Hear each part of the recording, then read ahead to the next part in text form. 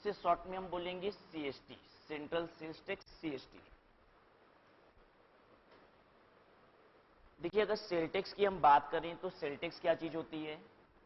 Sale tax is tax on sale of goods.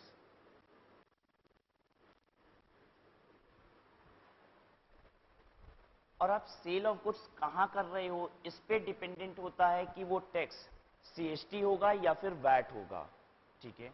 यानी अगर sale of goods is in within state तो इस पे लगता है वैट, लेकिन अगर आप सेल करते हो गुड्स को आउटसाइड स्टेट, आउटसाइड स्टेट तो इस पे लगता है सीएसटी। तो सेल ऑफ गुड्स पे वैट या फिर सीएसटी लग रहा होता है। विद इन स्टेट जो सेल होती है उस पे वैट लगता है, आउटसाइड स्टेट जो सेल होती है उस पे सीएसटी लगता है। आउटसाइड स्टेट का मतलब क्या होता है? One state to other state, one state to other state.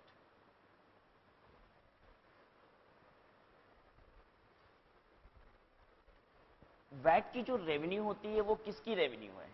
VAT revenue किसकी है? ये VAT is the revenue of state government.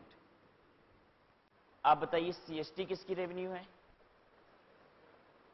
Again this is also of state government, ये भी स्टेट गवर्नमेंट की ही रेवेन्यू है। वैट को कलेक्ट कौन करता है? इसका एडमिनिस्ट्रेशन कौन देखता है? एडमिनिस्ट्रेशन एंड कलेक्शन का काम भी स्टेट गवर्नमेंट ही करती है। सीएसटी का एडमिनिस्ट्रेशन कौन देखता है? इसकी कलेक्शन कौन करता है? सीएसटी की एडमिनिस्ट्रेशन और कलेक्शन भी स्टेट गवर्नमेंट करती है, ये भी state government.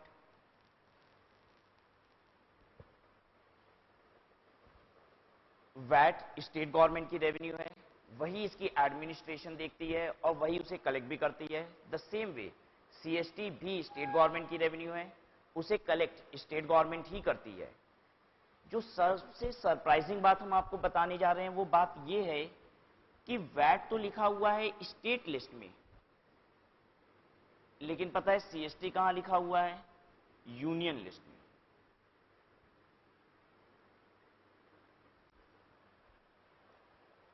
Constitution of India में 3 लिस्ट प्रिस्क्राइब्ड हैं, रेवेन्यू कलेक्शन की 3 लिस्ट प्रिस्क्राइब्ड हैं। वो क्या क्या हैं? कॉन्स्टिट्यूशन में 3 लिस्ट प्रिस्क्राइब्ड हैं। One is union list, second one is state list and the third is concurrent list.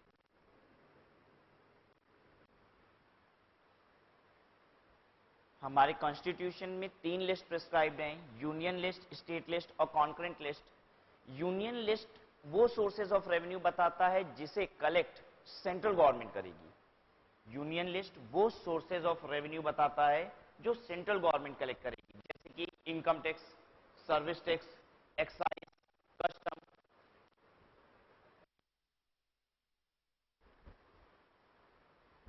State list में आपको उन सोर्सेज ऑफ रेवेन्यू के बारे में दिया हुआ है जिसकी कलेक्शन स्टेट गवर्नमेंट करती है।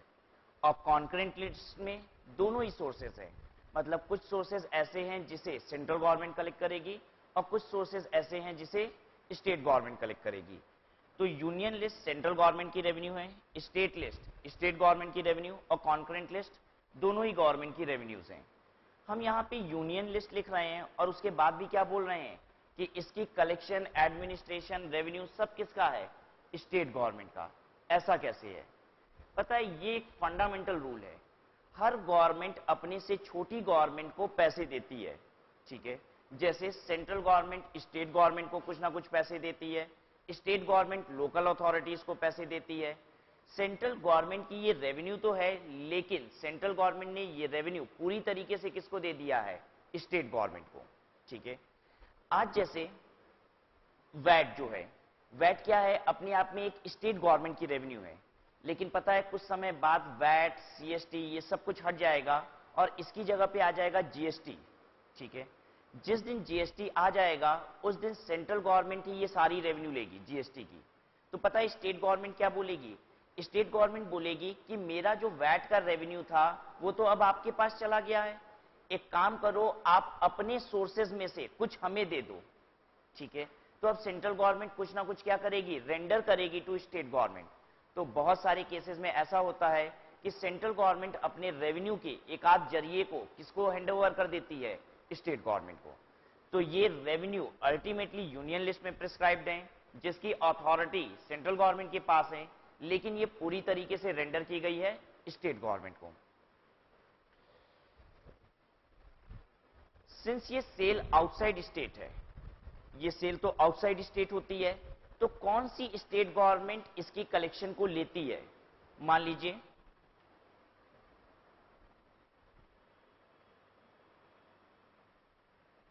यूपी का एक डीलर है और वो सेल कर रहा है बिहार के एक डीलर को। यूपी का एक डीलर है, अगर यूपी में ही एक डीलर को सेल करेगा तब तो वो कलेक्ट करेगा वैट, और ये रेवेन्यू किसको जाएगी, यूपी गवर्नमेंट को। लेकिन अगर यूपी का एक डीलर बिहार डीलर को, बिहार के एक डीलर को सेल करता है, तो कलेक्ट कौन करेगा सीएसटी, यूपी वाला डीलर, और पे किसको करेगा, कौन सी गवर्नमेंट को, यूपी गवर्नमेंट को। ठीक है, यानी जहां का सेलिंग डीलर होता है वहां की स्टेट गवर्नमेंट की ये रेवेन्यू होती है। तो जो हमने लिखा कि this is the revenue of state government, which state government, state government of the state of selling dealer, क्योंकि यहां पे दो स्टेट गवर्नमेंट इन्वॉल्व है, एक परचेजिंग डीलर की स्टेट गवर्नमेंट, दूसरी सेलिंग डीलर की स्टेट गवर्नमेंट। कौन सी स्टेट गवर्नमेंट इस रेवेन्यू को लेगी, सेलिंग डीलर जहां पे लोकेटेड है वो स्टेट गवर्नमेंट इस रेवेन्यू को लेती है। ठीक है, ये बात।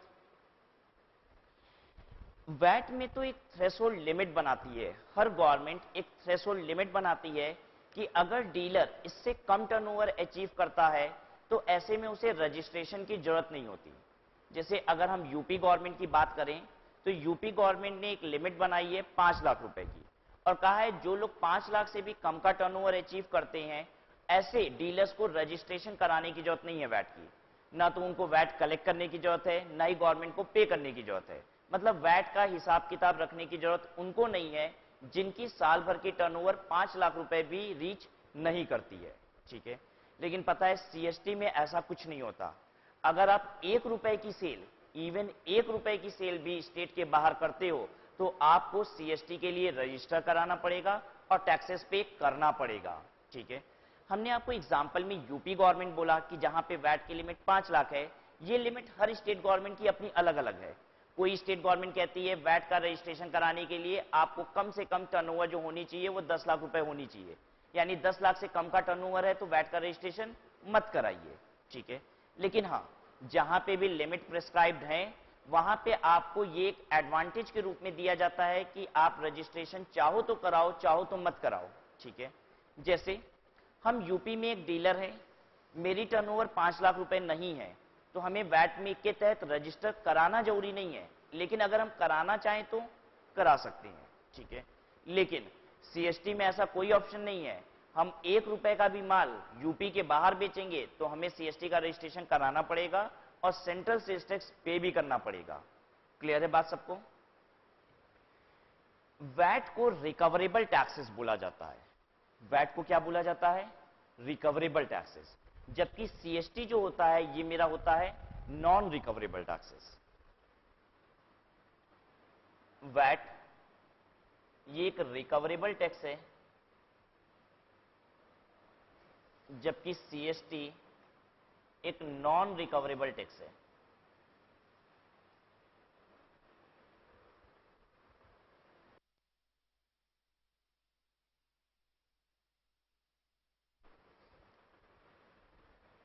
रिकवरेबल टैक्स का मतलब क्या होता है? रिकवरेबल टैक्स का मतलब यह होता है कि आपको आउटपुट के टैक्स से इनपुट का टैक्स घटाने को मिलेगा। ठीक है, और सीएसटी का मतलब क्या होता है? CST is a non recoverable tax. इसका मतलब आपको आउटपुट के टैक्स से इनपुट का टैक्स घटाने के लिए नहीं मिलेगा। ठीक है, रिकवरेबल टैक्स और नॉन रिकवरेबल टैक्स में अंतर बता रहे हैं आपको। अगर मान लीजिए हम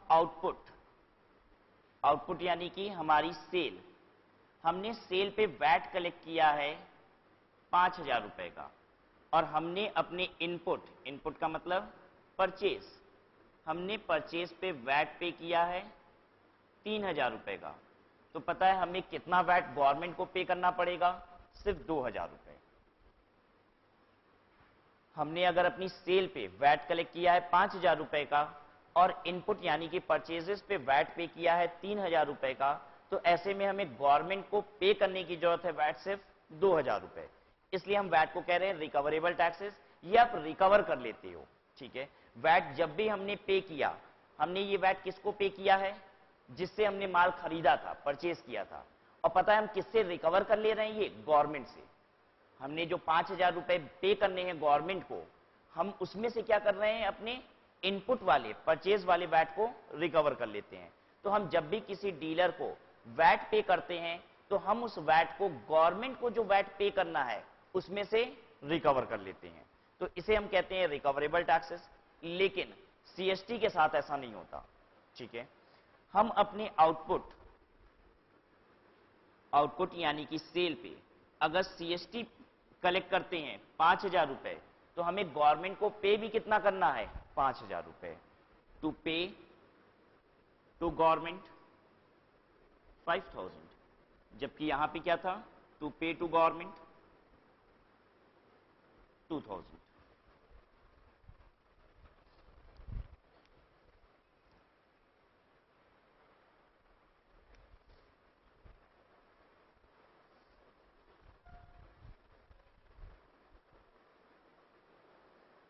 चलिए अब नोट्स को पढ़ते हैं।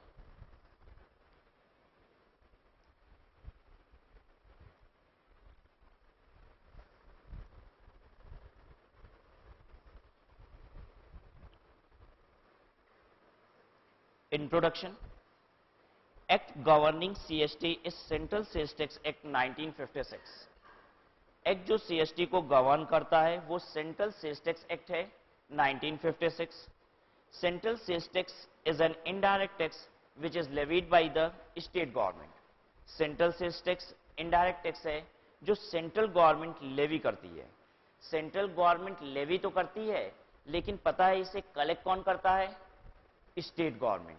इसे एडमिनिस्टर कौन करता है? State government. ये रेवेन्यू अल्टीमेटली जाती किसको है? स्टेट गवर्नमेंट को।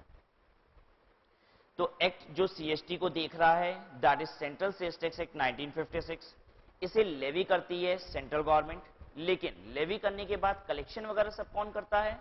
State government. The taxable event is sale of goods inter state.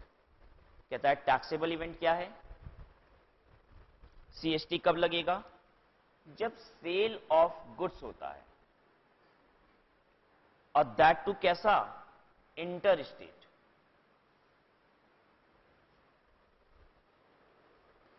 इसका मतलब यह है कि अगर एक आर्टिकल गुड्स की डेफिनेशन में कवर नहीं होगा तो उस पे सीएसटी नहीं लगेगा। अगर वो इंटर स्टेट नहीं है, यानी one state to other state नहीं है, तो भी सीएसटी नहीं लगेगा।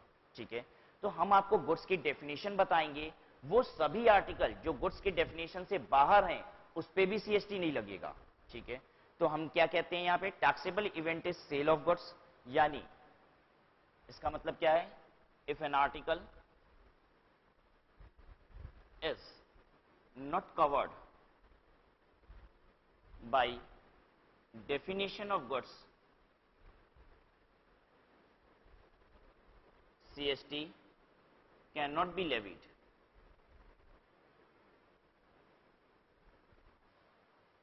जो भी आर्टिकल आप इंटर स्टेट ट्रांसफर कर रहे हो वो सेल की डेफिनेशन, गुड्स की डेफिनेशन में आना चाहिए। इंटर स्टेट का मतलब क्या होता है? One state to other state.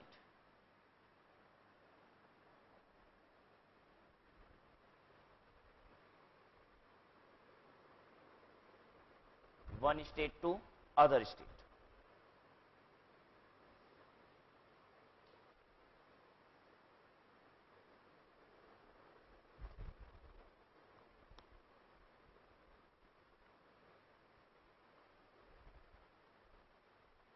उसके बाद देखिए